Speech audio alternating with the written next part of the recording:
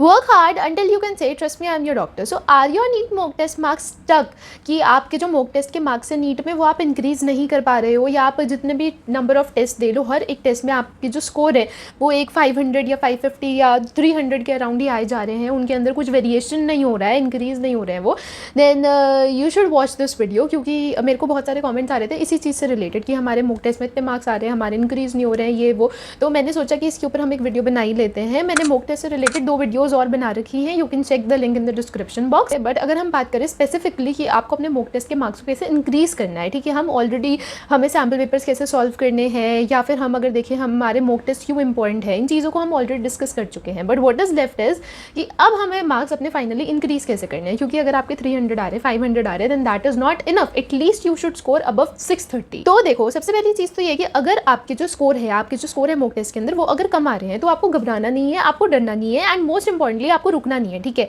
आपको demotivated feel नहीं करना है। You are suppose to keep on working on your self, क्योंकि अगर आपने एक बार अपने ऊपर फोकस करना छोड़ दिया ना तो जो आपके मार्क्स हैं वो बिल्कुल भी इंप्रूव नहीं होने वाले। तो अगर आपके मॉक टेस्ट में मार्क्स जो है वो कम आ रहे हैं तो सबसे पहली चीज़ जिस पर आपको फोकस करना है वो ये है कि आपको रुकना नहीं है, आपको डीमोटिवेटेड फील नहीं करना है। Everything is all right, all you have to do is practice, उससे आपके मार्क्स जो है वो अपने आप इंक्रीज हो जाएंगे। तो अगर अब हम यहाँ पे बात करें कि हमारे क्या क्या वैरायटीज़ होती हैं, तो अगर हम देखें तो हमारे पास यहाँ पे 4 कैटेगरीज होती हैं। एक होते हैं जिनके स्कोर 630 से अबव है। अब 630 से अबव हो सकता है 700 हो, 720 आ रहे हो मॉक टेस्ट के अंदर, हो सकता है 650 आ रहे हो, तो 630 के अबव हमारा आ जाता है। मतलब बेसिकली दोज कैंडिडेट्स जो सेफ स्कोर में लाई कर रहे हैं।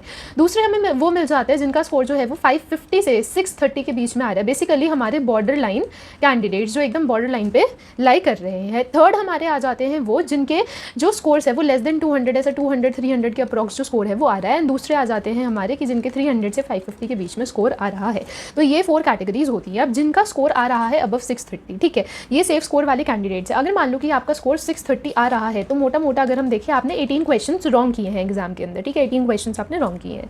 तो ये जो 18 क्वेश्चंस हैं, देखो ये जो 18 क्वेश्चंस है जो आपने गलत करे हैं, आपने ये गलत करे हैं यू कैन से आउट ऑफ 180 और 200 क्वेश्चंस, ठीक है। तो इसलिए ही कहा जाता है कि जो हमारे सेफ स्कोर वाले कैंडिडेट्स होते हैं उनके लिए ईजी होता है अपने स्कोर को और इंक्रीज करना, क्योंकि now they are suppose to analyze only these 18 questions, ठीक है। एंड ऑब्वियसली 18 क्वेश्चंस को एनालाइज करना ईजी है इन कंपैरिजन टू जब आपको 100 क्वेश्चंस एनालाइज करने हो, 150 करने हो, ठीक है। तो इसलिए कहा जाता है कि जो हमारे 630 स्कोर वाले कैंडिडेट्स हैं ये फिर भी अपने स्कोर को ज़्यादा ईजिली इंक्रीज कर सकते हैं, ज़्यादा ईजिली अपनी गलतियों पर वर्क कर सकते हैं in comparison to other categories के candidates, because they have a lot more to analyse in comparison to more than 630 वाले कैंडिडेट्स। तो अगर आप मोर देन 630 वाले जोन में लाई कर रहे हो तो आपको टेंशन इस चीज़ की नहीं लेनी है कि आप एनालाइज नहीं कर पा रहे। आपको जो जो गलतियां हो रही हैं, आपके 18 क्वेश्चन गलत हुए हैं, हो सकता है किसी का सिर्फ 650 स्कोर आ रहा हो तो उसके और क्वेश्चन कम गलत हुए हैं, तो आपको बस इन चीज़ों पर वर्क करना है एंड आपके लिए चीज़ें जो है वो बहुत ईजी है। उसके बाद अगर हम बात करें उन कैंडिडेट्स का जिनका जो स्कोर है वो 200 से कम 300 अप्रॉक्स आता है, तो इनके लिए जो सबसे पहली चीज़ मैं कहना चाहूँगी वो ये है, first get a proper hold of your syllabus, get a proper hold of your syllabus, क्योंकि अभी तक इन लोगों को अपने सिलेबस के बारे में ही ढंग से नहीं पता है। मैं ये नहीं कह रही कि इन लोगों ने अपना सिलेबस कंप्लीट नहीं किया होगा, हो सकता है इन्होंने 2-3 बार रिवीजन भी कर ली हो, बट इनको अभी अपना सिलेबस जो है इनके दिमाग में, जो कहते हैं ना कि दिमाग में चीज़ें बैठ जाना है, इनके दिमाग में अभी तक सिलेबस की चीज़ें बैठी नहीं है। तो अब आपको क्या करना है, आपको अपनी एक बार और रिविजन करनी है। एंड मैं आपको गारंटी के साथ बता रही हूँ कि अगर आप एक बार दोबारा प्रॉपरली अपनी रिविजन दोबारा से कर लेते हो ना सारे सिलेबस की, तो आपका अप्रॉक्सीमेटली 100 to 150 मार्क्स जो है वो इंक्रीज हो जाएंगे सिर्फ एक इस रिविजन को करने की हेल्प से। तो अगर आप इस कैटेगरी में लाई कर रहे हो तो आपको क्या करना है, आपको एक बार दोबारा जो आपने अच्छे से प्रॉपर नोट्स बना रखे हैं उनकी एक बार रिवीजन और करनी है। इसी एक रिवीजन को करने से आपके 100 to 150 मार्क्स यहीं के यहीं इंक्रीज हो जाएंगे। एंड जब ये इंक्रीज हो जाएंगे तो आप आ जाओगे ये 300 to 550 वाली कैटेगरी के अंदर। अब यहाँ पे जो लोग लाई कर रहे हैं 300 to 550 वाली कैटेगरी के अंदर, अब इनको क्या करना है, देखो ये जो है ना ये किसी कॉन्सेप्ट में लैक कर रहे हैं, ठीक है, आप लिख के ले लो, ये किसी एक कॉन्सेप्ट में लैक कर रहे हैं क्योंकि ये इतना स्कोर कर रहे हैं, ठीक है, इनका सिलेबस तो कंप्लीटेड है, रिवीजन भी ये 2-3 बार कर चुके हैं। अब ये जो लैक कर रहे हैं ये एक पर्टिकुलर किसी कॉन्सेप्ट के अंदर लैक कर रहे हैं, फिजिक्स, केमिस्ट्री, बायो, किसी का भी, जो जिसके क्वेश्चंस इनके बार बार अलग अलग टेस्ट के अंदर गलत हो रहे हैं। एंड जो दूसरी इंपॉर्टेंट चीज़ है वो ये है कि ये एक चीज़ में मास्टर हो चुके हैं अब तक, एंड वो है सिली मिस्टेक्स। ये सिली मिस्टेक्स करने में अभी तक मास्टर हो चुके हैं। जो हमारे ये 300 to 550 and 550 to 630 border line वाले जो बच्चे हैं ये सिली मिस्टेक्स मैक्सिमम करते हैं। तो पहले तो आपको इन सिली मिस्टेक्स को अवॉइड करना है, एंड दूसरी बात आपको अपने टेस्ट को एनालाइज करके ये देखना है कि कौन सा कॉन्सेप्ट कॉन्सेप्ट्स वो हैं जिनके अंदर आप लैक कर रहे हो। एंड जो हमारे बॉर्डर लाइन वाले बच्चे हैं, इनको तो बस एक छोटी सी चीज़ करनी है, अपने आप को थोड़ा और पुश करना है। देखो, जब आप पूरे साल इतनी मेहनत कर करके 553 630 मार्क्स पे आ गए हो, तो अब आपको बस थोड़ा सा खुद को थोड़ा सा और पुश करना है, जिससे कि आप अपने बॉर्डर लाइन से निकल के ये जो सेफ जोन वाला एरिया है इसके अंदर आ जाओ।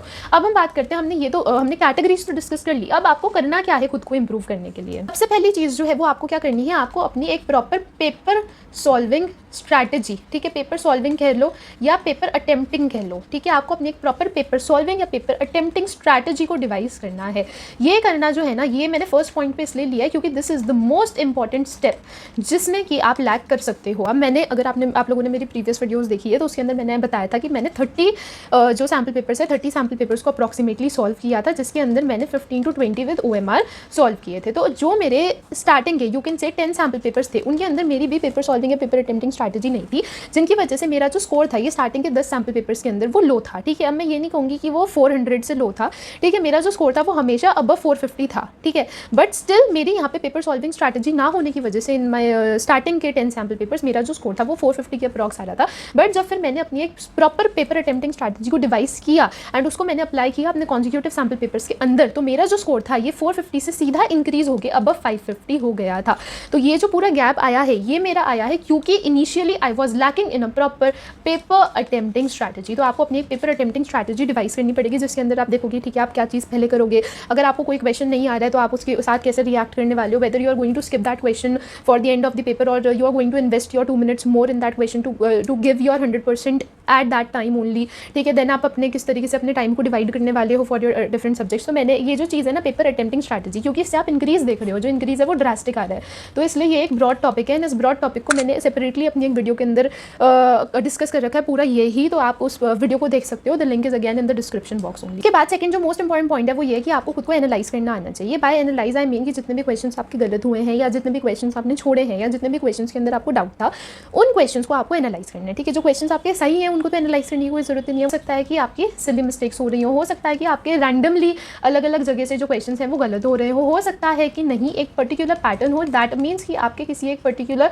कंसेप्ट के ही जो क्वेश्चंस है वो गलत हो रहे हैं out of your physics bio and chemistry. तो इनमें से कोई भी पॉसिबिलिटी हो सकती है, तो ये आपको तभी पता चलेगा जब आप करोगे खुद को एनालाइज। अब अगर आप कहो कि आपको क्या आपके टीचर्स बेटर एनालाइज कर पाएंगे, क्या आपने अगर पेपर दिया है तो आप पर्टिकुलर सब्जेक्ट के टीचर्स के पास ले जाके अगर अपना पेपर दिखाओगे, क्या आपके टीचर्स आपको बेटर एनालाइज कर पाएंगे? तो आप लिख के ले लो, जितना अच्छे से एनालाइज आप खुद से खुद को कर सकते हो ना, उतना अच्छा एनालाइज आपको कोई नहीं कर सकता। अब आप एक बात बताओ, कुछ लोग होते हैं जो कहते हैं कि यार हमने पेपर सॉल्व कर तो दिया, हमने देख लिया हमारे कौन कौन से क्वेश्चन गलत है, अब उसके आगे तो कुछ करने की जरूरत है नहीं। देखो, आप अगर डॉक्टर के पास जाते हो, डॉक्टर आपको रैंडमली कोई भी दवाइयाँ उठा के नहीं दे देता, वो देखता है कि हाँ आपको बीमारी क्या हुई है, आपको दिक्कत क्या है, उसके अकॉर्डिंग डॉक्टर आपको मेडिसिन देता है। तो ऐसे ही अब अगर आपके क्वेश्चन गलत हो रहे हैं तो उनको आप रैंडमली छोड़ नहीं सकते, जब तक आप उनको देखोगे नहीं कि हाँ मेरे कौन से क्वेश्चन गलत हो रहे हैं, मैंने क्या गलती करी है, तब तक वो आपका जो स्कोर है वो इंप्रूव नहीं होने वाला है। तो एनालाइज करना बहुत इंपॉर्टेंट चीज़ है।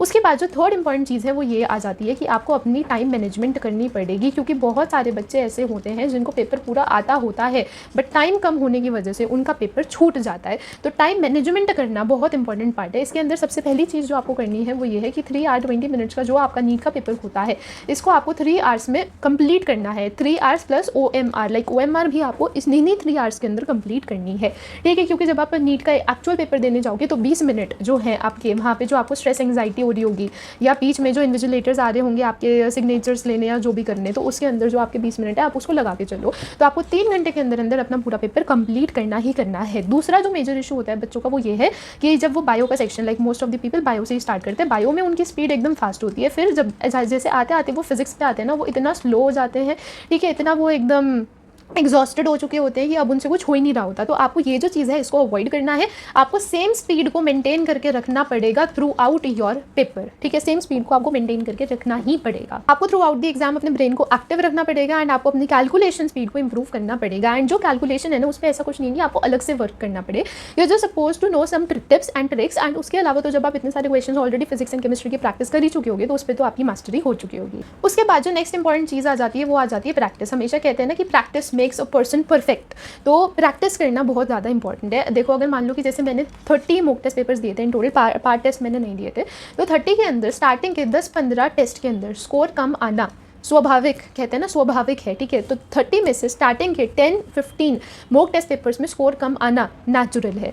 व्हाट मैटर्स इज कि जो आप एंड के 5 से 7 पेपर्स दे रहे हो उनके अंदर आपका जो स्कोर है वो सेफ जोन के अंदर लाए करे, तो ये इंपॉर्टेंट है। तो अगर आप इनिशियली जो टेस्ट दे रहे हो तो उनके अंदर आपका स्कोर कम आ रहा है, दैट मीन्स कि अभी आप अपने लर्निंग फेज में हो, ठीक है। अब जैसे जैसे आप और टेस्ट दोगे तो टुवर्ड्स द एंड आप देखोगे कि आपका जो स्कोर है वो सेफ जोन में लाई कर रहा है। तो थोड़ा ना वेट करो, ठीक है। Have patience, like you can say trust the process, ठीक है। ये जो है ये आपका एक प्रोसेस है and you are suppose to trust the process. आप ये नहीं कह सकते कि यार मेरा अभी नहीं आ रहा तो मेरा कभी आएगा ही नहीं, मैंने अभी तो 2 टेस्ट ही दिए हैं, मैं तो अभी डिप्रेशन में होकर बैठा हूँ।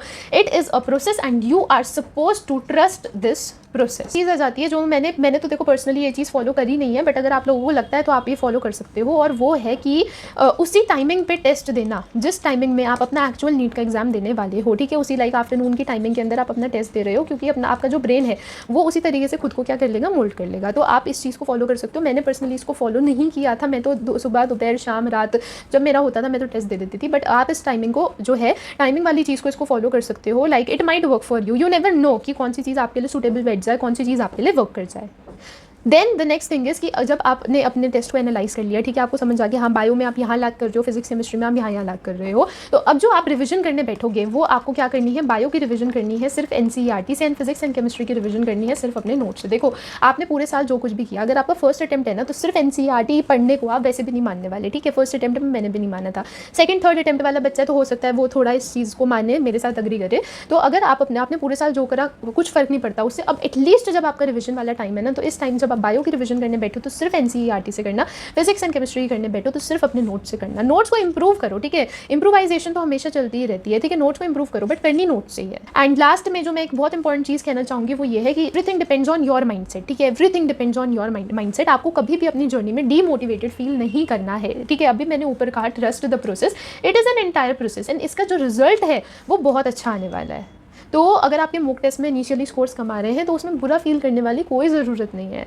स्कोर्स आपके धीरे धीरे इंप्रूव करने वाले हैं। बस ये जो धीरे धीरे इंप्रूव करने वाला है इसको ये मत करो कि आपने 100-150 टेस्ट दे दिए, नहीं। ये जो धीरे धीरे इंप्रूव है ये आपका 15 टेस्ट के अंदर मिनिमम हो जाना चाहिए, बिकॉज आई थिंक कि मोर देन 30 टेस्ट देना इज़ काइंड ऑफ यूजलेस। अगर आपको मैक्सिमम नंबर ऑफ टेस्ट देना है तो 40 दे लो यार, उससे सारे टेस्ट दे के आप क्या करोगे।